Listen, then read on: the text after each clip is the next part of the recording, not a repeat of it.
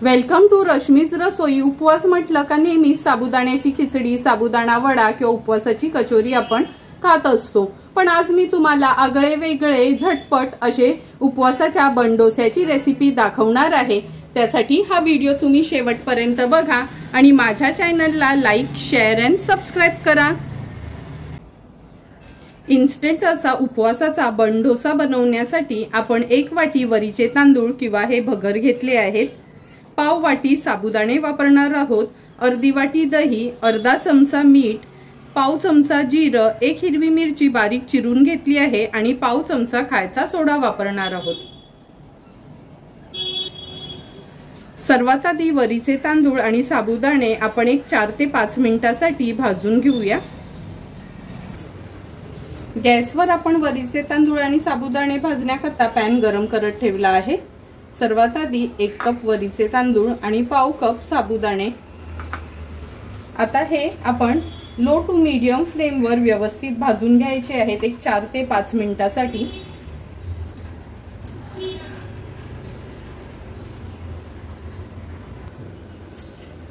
पाच ते 6 मिनिटं झालेत। वरीचे तांदूळ आणि साबुदाणे आपण हे थोडेसे भाजून घेतले आहेत। गॅसची फ्लेम स्विच ऑफ करते आणि थोडेसे हे गार झाले ना, म्हणजे आपण हात लावू शकतो एवढे गार झाले का हे आपण वाटून घेणार आहोत। आता एका प्लेट मध्ये मी हे काढून घेते आणि थोडे गार करून घेते। आपण हात लावू शकतो असं गार झालं आहे। आता हे एका मिक्सरच्या भांड्यात मी काढून घेते। आता आपण मिक्सरला हे जाडसरच फिरवून घेऊया। हे बघा, आपण थोडं जाडसरच हे मिक्सरला असं फिरवून घेतलं आहे। आता आपण ह्याच्यामध्ये अर्धा वाटी दही घालूया।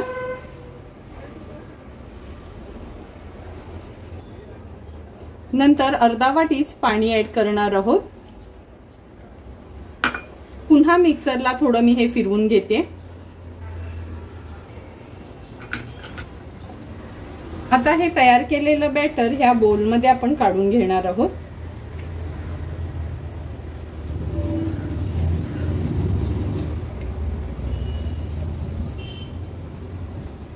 थोडंसं पाणी घालून मिक्स करून घेते।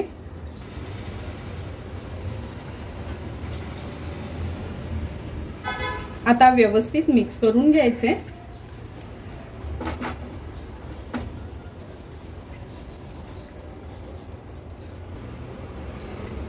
व्यवस्थित मिक्स करून घेतलं आहे। चवीप्रमाणे मीठ ऍड करूया किंवा अगदी अर्धा चमचाच आपल्याला ह्याच्यात मीठ घालायचे। हिरवी मिरची बारीक चिरून घेतली आहे। पाव चमचा जिरं, जर उपवासाला तुम्ही जिरं खात नसाल आणि नाही ऍड केलं तरी चालेल। पुन्हा एकदा व्यवस्थित हे मिक्स करून घेऊया। आता 10 मिनिटांसाठी आपण हे रेस्ट करायला ठेवणार आहोत, म्हणजे आपण हे थोडं भरडच वाटलेलं व्यवस्थित एकजीव होईल दह्यामध्ये।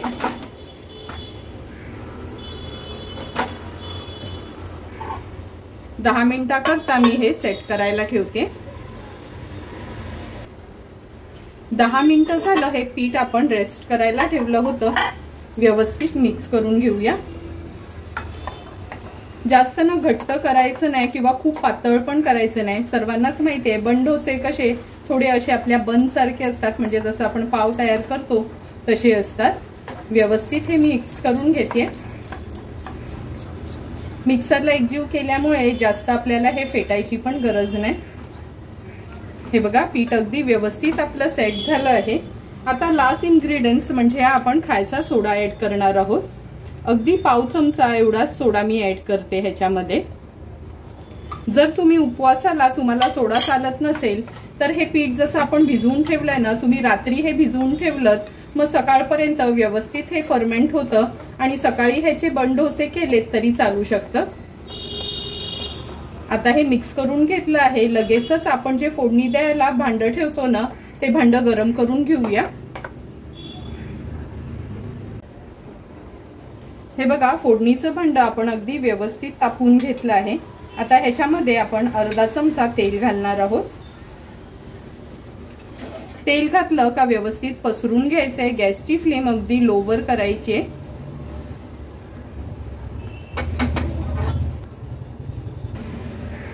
लोवर करून झाली का पीठ व्यवस्थित मिक्स करून घ्यायचे आपल्याला हे, आणि ह्याचे आपण बन बनवणार आहोत।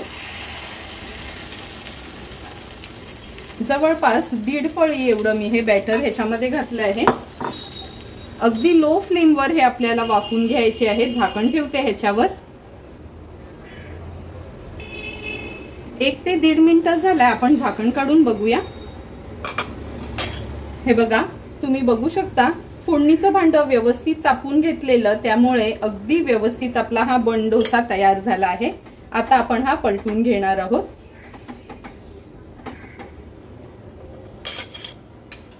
पलटवण्या अगोदर मी ह्याच्यावर तेल घालते, म्हणजे ही मागची बाजू पण व्यवस्थित शेकली जाईल।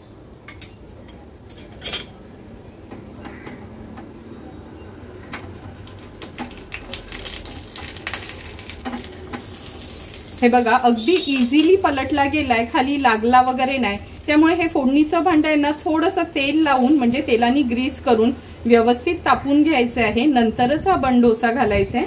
मागची बाजू पण 1 मिनिटासाठी आपण लो फ्लेमवर शिजवून घेऊया।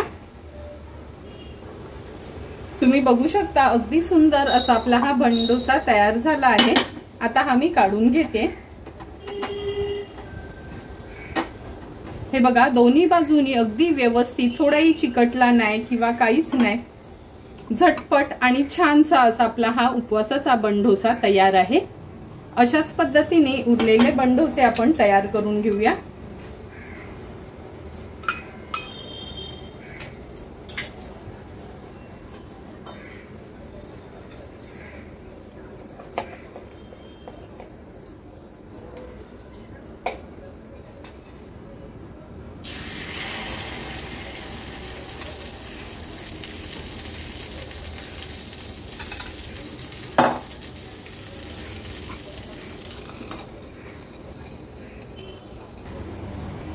तुम्ही बघू शकता एक एक करून सर्व हे बन डोसा आपण तयार करून घेतले आहेत। किती सुंदर असे हे बन डोसा दिसतायत। तयार झालेले बन डोसा आता आपण सर्विंग प्लेट मध्ये सर्व करणार आहोत। सुंदर असे तयार झालेले बन डोसे आपण उपवासाच्या चटणी सोबत सर्व करणार आहोत। तुम्हाला पण जर मी बनवलेले हे झटपट असे उपवासाचे बन डोस्यांची रेसिपी आवडली असेल तर तुम्ही पण माझ्या पद्धतीने एकदा तरी हे बन डोसे ट्राय करा आणि मला कमेंट करून सांगा की तुम्ही बनवलेले हे बन डोसे कसे झाले ते। जर तुम्हाला मी बनवलेल्या ह्या बन डोस्याचा व्हिडिओ आवडला असेल तर माझ्या चॅनलला लाईक, शेअर अँड सबस्क्राइब करा। Thank you for watching my video.